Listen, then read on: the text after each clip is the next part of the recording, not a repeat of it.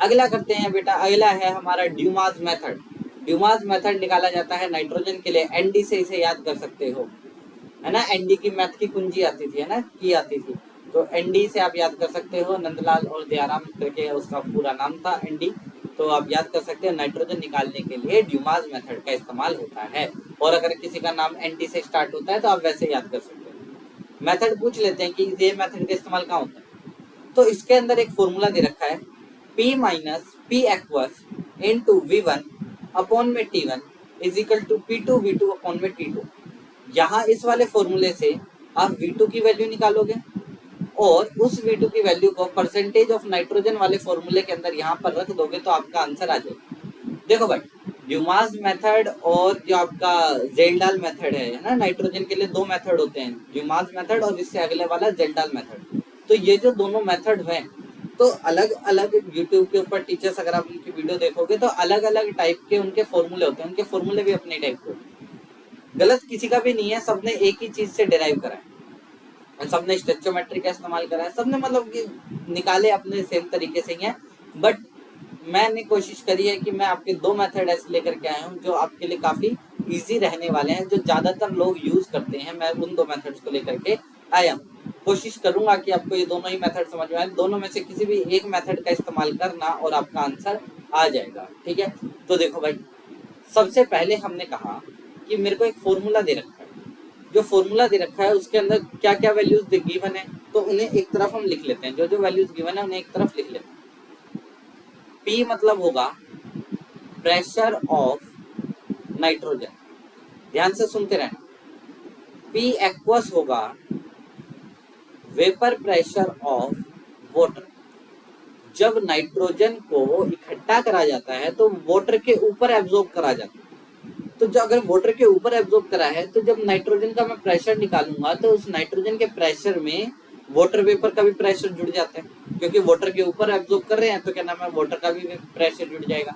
तो इसकी वजह से क्या होता है, हमको जो एक्चुअल नाइट्रोजन का अगर प्रेशर निकालना है तो हमने टोटल प्रेशर निकाला, माइनस में हमने वाटर का प्रेशर कर दिया, अब जो मेरे को मिलेगा वो सिर्फ नाइट्रोजन का प्रेशर मिलेगा। तो यहाँ पर ये हो गया V1 मतलब हो गया volume of nitrogen, volume of nitrogen.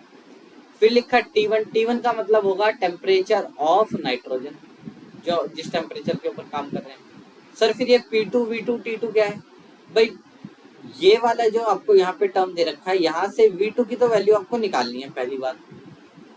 P2 का मतलब हो जाएगा प्रेशर एट STP।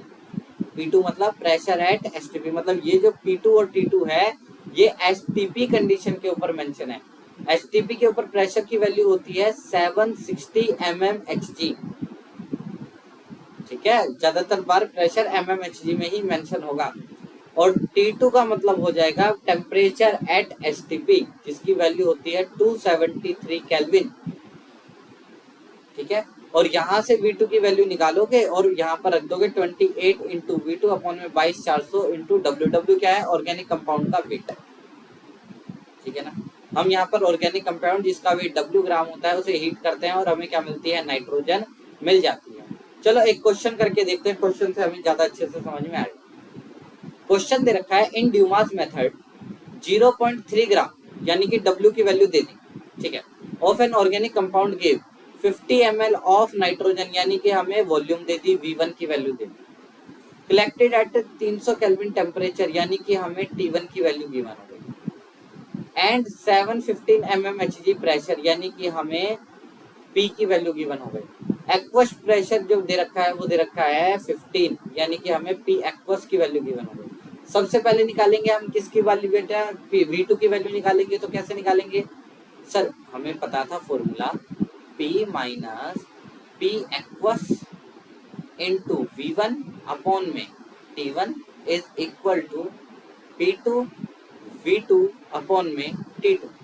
P की वैल्यू दे रखी है सर हमें 715, P एक्वस की वैल्यू दे रखी है 15, V1 की वैल्यू जो आपको दे रखी है वो दे रखी है 50, T1 की जो वैल्यू दे रखी है वो दे रखी है 300, is equal to sir P2 हमें पता है कि STP के ऊपर निकालना है, तो P2 की वैल्यू होगी 760, V2 हमें फाइंड करना था, T2 की वैल्यू हमें पता है कि STP के ऊपर T2 होता है आपका 273। अगर मैं इसे सॉल्व करता हूँ थोड़ा सा, यहाँ से V2 की वैल्यू निकालूंगा तो ये चला जाएगा भाई आपका 6 पर। तो आपका कुछ आंसर बनेगा। V2 की वैल्यू अगर मैं निकालूं 715 माइनस 15 ये हो गया 700 इंटू में 273 ऊपर चला गया, यानी ये 2 हो गया 273 अपॉन में यहाँ रह गया था 6 इंटू में ये 760 नीचे आ जाएगा, तो ये हो गया 760। एक जीरो से एक जीरो कट गई, तो मैं हटा ही देता हूँ यहाँ से, कोई फायदा नहीं है। और कुछ कट रहा है भाई? हाँ, 2 से ये कट जाएगा सर, ये 35 पे कट जाएगा और ये आ जाएगा आपका 38 पर। ठीक है, और कुछ कट रहा है? यस सर कट रहा है। ये आ जाएगा 3 से 2 पर, ये आ जाएगा 91 पे। तो हमारा जो आंसर बनेगा वो बनेगा 35 इंटू 91 अपॉन में 2 इंटू 38, यानी कि आपका आंसर बन गया 35। अच्छा, में से 38 इंटू 2 दोबारा से 76 ही होगा। ठीक है, तो हमारा आंसर बना 35 इंटू 91 अपॉन में 76। इसे सॉल्व करेंगे तो क्या आएगा बेटा, जल्दी से बताओ। 35 इंटू 91 3185 अपॉन में 76। इसे सॉल्व करेंगे तो ये आएगा आपका 41.9, लगभग इसे हम 42 मान लेते हैं। तो V2 की वैल्यू आ गई बेटा हमारी 42। ठीक है सर, अब क्या करेंगे, परसेंटेज नाइट्रोजन निकालने का फॉर्मूला लिखेंगे। क्या था? 28 इंटू V2 अपॉन में 22,400 गुना में W इंटू 100। तो 28 इंटू V2 की वैल्यू आ गई 42 अपॉन में 2 जीरो से 2 जीरो तो कटी गई थी, तो ये आ गया था 224 गुना में W2 कितना था, W कितना था, सॉरी W2 था 0.3, यानी कि 3 इंटू 10 कर दो। ठीक है, ठीक है, कैंसिल करते हैं भाई एक दूसरे से जल्दी से। ये आ जाएगा आपका 7 से काटते हैं तो ये आ जाएगा 7 पर, और ये आ जाएगा 5 पर, 56 पर, है ना? सही करा है ना? 4.5 ठीक है, ठीक है। तो ये आ गया 7 इंटू 42 अपॉन में 3 इंटू 56। कितना आंसर आएगा भाई?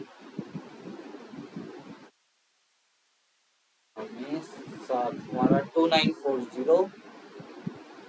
जस्ट अ सेकंड भाई, 2940। अगर भाई मैं खुद से यहाँ पे कैलकुलेशन करने लगूंगा टाइम लगेगा, है ना, तो मैं इसलिए यहाँ पे कैलकुलेटर कर रहा हूँ, आपको खुद से ही सॉल्व करनी है। 3 इंटू 168 कितना आ जाता है भाई?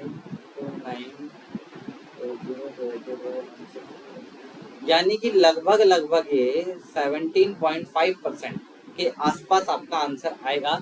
यानी कि नाइट्रोजन की जो परसेंटेज निकल करके आई इस पूरे को सॉल्व करने के बाद वो आ रही है 17.5% के आसपास।